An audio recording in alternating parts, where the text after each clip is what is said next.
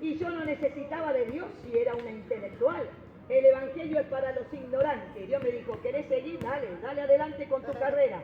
Hasta que llegó un momento que dije, me saco la careta y la carrera no me sirve para nada. Si existís, aquí estoy. Y bueno, con humillación se llega a Dios. Y le quiero leer una palabra que está en un libro de la Biblia. La Biblia es la palabra de Dios. Si usted es cristiano y desecha la Biblia, no es cristiano.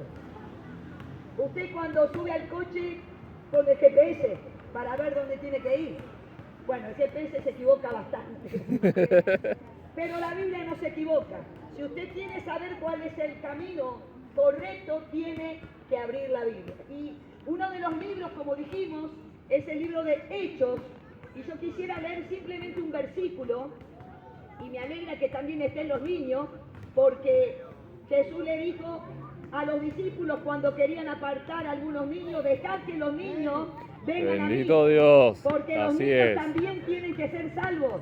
Gracias, Porque en el arca de Señor. Noé, cuando vino el diluvio, no había un arca llena de niños. Quiere decir que los niños no entraron al arca, y si no entraron se perdieron. Los niños tienen capacidad para decirle sí a Dios o no a Dios. Amén. Yo también le doy gracias que están los niños en esta tarde.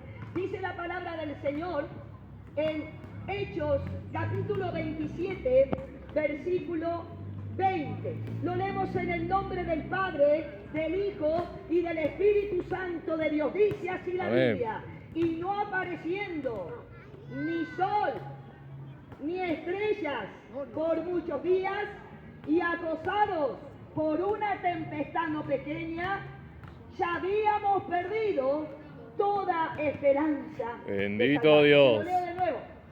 Y no apareciendo ni sol ni estrellas por muchos días, y acosados por una tempestad no pequeña, ya habíamos perdido toda esperanza de salvarnos.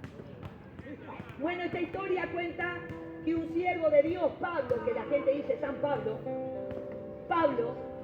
que era bastante duro, era un hombre que mataba a los cristianos, que entraba a las casas, lo agarraba de los pelos, los arrastraba, los llevaba a las cárceles, porque él pensaba que su religión era la mejor y que estos cristianos que solamente hablaban de Cristo eran unos blasfemos.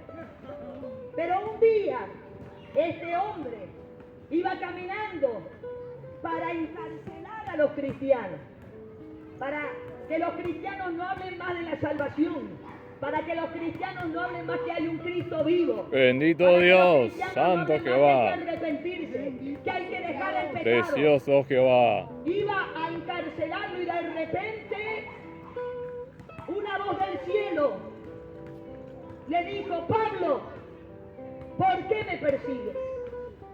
Señor, ¿quién eres? Yo soy Jesús. Yo soy Jesús al cual tú persigues, como si estaba persiguiendo a los hombres y a las mujeres. Pero cuando alguien rechaza la palabra, rechaza a aquel que te viene a hablar del amor de Dios, está rechazando a Dios. Bendito Dios, ten Y ese hombre misericordia. tan rudo, tan blasfemo, tan burlador, cayó de rodillas y pidió misericordia a Dios. Y bueno, sigue la historia, y acá nos encontramos en un momento donde él va en un barco. Los barcos de antes no eran como los de ahora, sino que eran bastante humildes, rudimentarios. Y dice la palabra que salieron con esa embarcación un montón de presos que iban en ese barco, y parece que todo iba bien. Una brisa en el medio del viaje, pero de repente se larga un huracán, una tormenta terrible.